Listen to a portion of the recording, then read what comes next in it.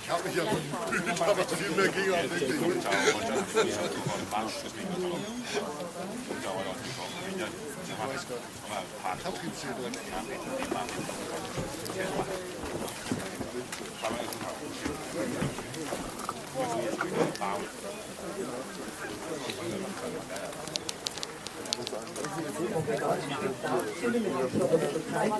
Aber ich möchte Ihnen hier ganz was Interessantes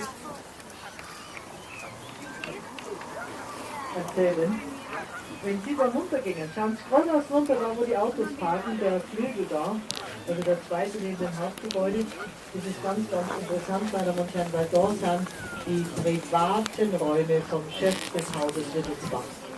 Das ist etwas, das eigentlich nur so die Münchner wissen, viele wissen das nicht. Der Chef des Hauses Wittelsbach wohnt hier.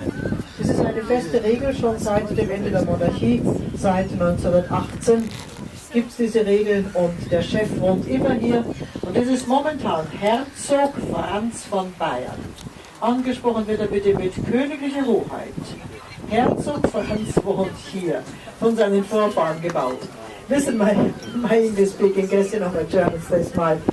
You walk straight ahead, for instance, and the wing directly in front of us was a white door where the cars are parking.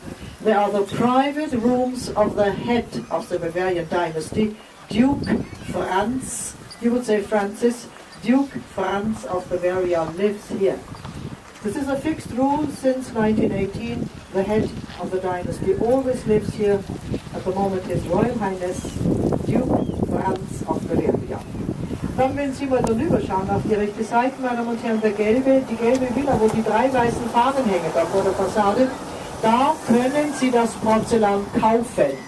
Das sind die Ausstellungsräume der Manufaktur, von Montag bis Freitag auf. Die Manufaktur selber ist dahinter, da kommen wir rein. Also dort wird das Porzellan hergestellt seit dem 18. Jahrhundert, einige Jahre nach Meißen gegründet. Meißen, bitte, ist, meine deutschen Gäste, wichtig, die älteste Porzellanmanufaktur in Europa. You can buy the porcelain there in the yellow house where the white flags are. There are the exhibition rooms open from Monday till Friday. And the porcelain factory is right behind, but you know, never open to the public. It belongs to the dynasty, to the former dynasty, founded a few years after the oldest porcelain factory in Europe. This is in Germany, in East Germany, Meißen. Dann der Flügel links mit der deutschen Fahne auf dem Dach, das waren einmal die Stallungen. Und jetzt da drin ganz was Schönes auch, das Marstallmuseum, die Kutschen, die Schlitten und das Porzellanmuseum. And the wing on the left was a German